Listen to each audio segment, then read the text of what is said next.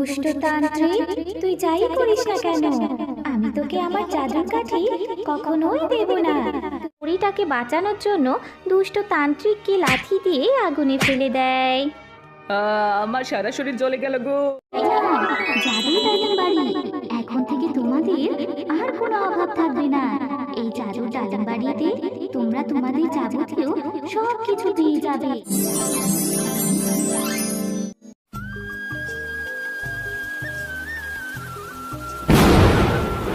মা, বাইরে তো আজ অনেক বৃষ্টি হচ্ছে। হ্যাঁ রে টুম্পা, বৃষ্টি দেখে তো মনে হচ্ছে এবার অনেক বন্যা হবে। কি বলছো মা, বন্যা হবে? মা, আমার খুব ভয় করছে মা। আর দেখো বাইরে কিভাবে বিদ্যুৎ চমকাচ্ছে। মা, বন্যা হলে আমাদের ভাসিয়ে নেবে না তো? তুই ভয় পাস না রে টুম্পা, আল্লাহ যা করে সবার মঙ্গলের জন্যই করে। আর আমি তো তোর সাথেই আছি, আমাদের কিচ্ছু হবে না। চল, অনেক রাত হয়েছে, এবার ঘুমিয়ে পড়ি আমরা। এই কথা বলে মা ও মেয়ে ঘুমিয়ে পড়ে।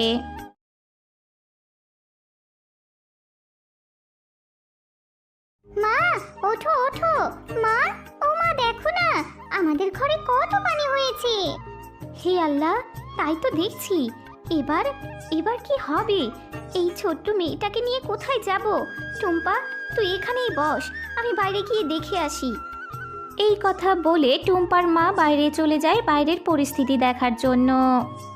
এ কি, বাইরে তো দেখছি অনেক পানি। বন্যা হয়েছে তো হয়েছে, মাঠ ঘাট পুরো ডুবিয়ে ফেলেছে। মা টুম্পা, এই বন্যায় অনেক পানি হয়েছে, সারা গ্রাম পানিতে তলিয়ে গেছে রে মা। সে কি মা, তাহলে আমাদের কি হবে? পানি এভাবে বাড়লে তো এই পানিতে ডুবে যাব মা। না রে টুম্পা, যেভাবে পানি বাড়ছে তাই ঘরে থাকা আমাদের ঠিক হবে না। চল টুম্পা, আমরা ঘরের বাইরের চালে আশ্রয় নেই। এই কথা বলে মা ও টুম্পা ঘরের চালে আশ্রয় নেয়। মা, আমাদের থাকার জন্য তো একটা জায়গা পেলাম, কিন্তু খাবো কি মা? আমার খুব খিদে পেয়েছে।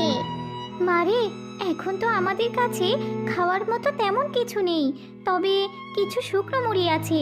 তুই এখন কষ্ট করে এগুলো খেয়ে নে মা। ঠিক আছে মা, চলো তুমি আর আমি মিলে মুড়ি খাই। না রে মা, তুই এখন খেয়ে নে, আমি এখন খাবো না, আমার খিদে পায়নি রে।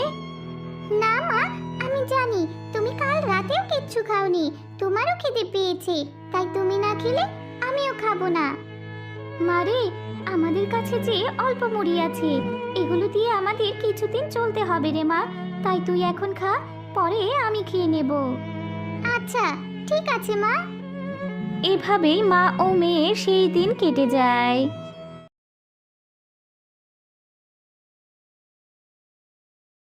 মা, ও মা, দেখো না এদিকে একটা নৌকা ভেসে আসছে।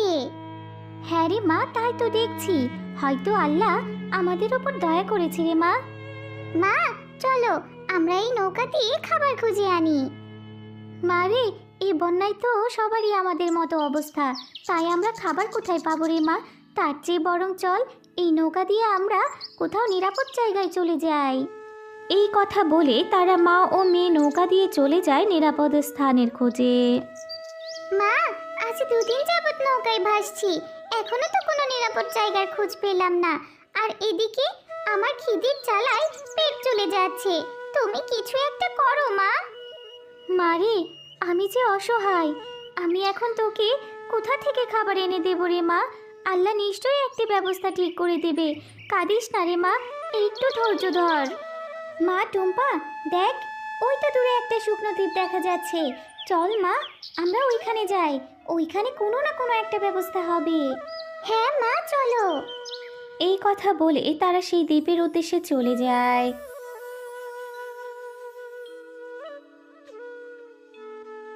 মা, মা, দেখো না দ্বীপটা কত সুন্দর। এটা কোন জায়গা মা? জানি না রে মা এটা কোন জায়গা, তবে চল টুম্পা, দ্বীপে গিয়ে দেখি কোনো খাবার পাই কিনা। আচ্ছা মা, চলো, আমারও খুব খিদে পেয়েছে। মা, ও মা, কোনো খাবার তো পেলাম না, আমি যে আর হাঁটতে পারছি না, আমার যে খুব কষ্ট হচ্ছে মা।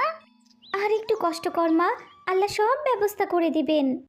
দুষ্টতান্ত্রিক, তুই যাই করিস না কেন, আমি তোকে আমার জাদুর কাঠি কখনোই দেব না। তুই জাদুর কাঠি নিয়ে সর্বশক্তি লাভ করতে চাস, কিন্তু তোর এই আশা কোনোদিন পূরণ হবে না। ঠিক আছে, তুই যদি তোর জাদুর কাঠি না দিস, আমিও যদি সর্বশক্তি না পাই, তাহলে আমিও তোকে আর বাঁচিয়ে রাখবো না। এবার বল, তুই কি করবি? তুই যা করার করে নে, আমি তোকে কিছুতেই আমার জাদুর কাঠি দেব না। তোকে তোর উদ্দেশ্য কখনোই সফল হতে দেব না। মা মা, ওই দেখো, একটা তান্ত্রিক একটা পরীকে আটকে রেখেছে আর তার জাদুর কাঠি চাইছে। আমাদের ওই পরীটাকে বাঁচাতে হবে, না হলে ওই দুষ্ট তান্ত্রিক পরীটাকে মেরে ফেলবে। মা, হ্যাঁ রে টুম্পা, তুই ঠিকই বলেছিস, আমাদের ওই অসহায় পরীটাকে বাঁচাতে হবে। তুই এখানেই দাঁড়া, আমি দেখছি কি করা যায়। যে করেই হোক পরীটাকে বাঁচাতে হবে আমাদের। হ্যাঁ মা, যা করার তাড়াতাড়ি করো, কিন্তু সাবধান, ওই দুষ্ট তান্ত্রিক তোমারও ক্ষতি করতে পারে। এরপর শেফালি শিয়ালিনী পরীটাকে বাঁচানোর জন্য দুষ্ট তান্ত্রিককে লাঠি দিয়ে আগুনে ফেলে দেয়। আমার সারা শরীর জ্বলে গেল গো, আমার সারা শরীর জ্বলে গেল। আমাকে ছেড়ে দে, আমাকে বাঁচা। আমি আর কখনো এমন কাজ করব না, আমি কথা দিচ্ছি। আমি কখনো আর ক্ষতি করব না কারো। আমাকে ছেড়ে দে, আমি পুড়ে গেলাম। দুষ্ট তান্ত্রিক, তুই পরীকে মারতে চেয়েছিলি, এখন দেখ কেমন লাগে। মনে রাখবি, অন্যের জন্য গর্ত করলে সেই গর্তে নিজেকেই পড়তে হয়। এখন নিজেই মৃত্যুর যন্ত্রণা ভোগ কর। এরপর শেফালি শিয়ালিনী পরীর কাছে যায় এবং তার বাঁধন খুলে দিয়ে পরীকে মুক্ত করে দেয়। তোমাকে অনেক অনেক ধন্যবাদ, তোমরা আমার জীবন বাঁচিয়েছো। তোমরা যদি আজ আমাকে না বাঁচাতে, তাহলে আজ অনেক বড় অঘটন ঘটে যেত। কিন্তু তোমরা এই নির্জন দ্বীপে কেন এসেছো? তারপর শেফালি শিয়ালিনী তাদের সাথে সকল ঘটে যাওয়া ঘটনা পরীকে খুলে বলে। তোমাদের কথা শুনে আমার অনেক কষ্ট হচ্ছে। তোমরা যেহেতু আমার জীবন বাঁচিয়েছো, তাই আমি তোমাদের উপকার করতে চাই।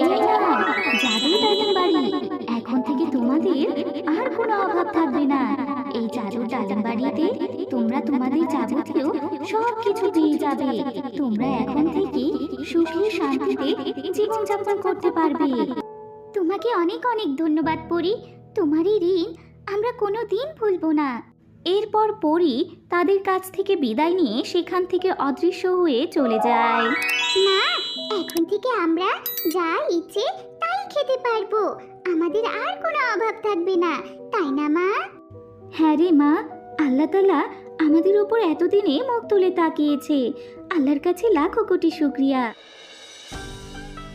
তো বন্ধুরা, আজকের গল্পটি তোমাদের কাছে কেমন লেগেছে? যদি গল্পটি ভালো লেগে থাকে তাহলে লাইক, কমেন্ট আর সাবস্ক্রাইব করে আমাদের সাথেই থেকো। আর হ্যাঁ, এমন সুন্দর সুন্দর গল্প দেখতে চাইলে পাশে থাকা বেল আইকন বেলটি অন করতে ভুলো না কিন্তু।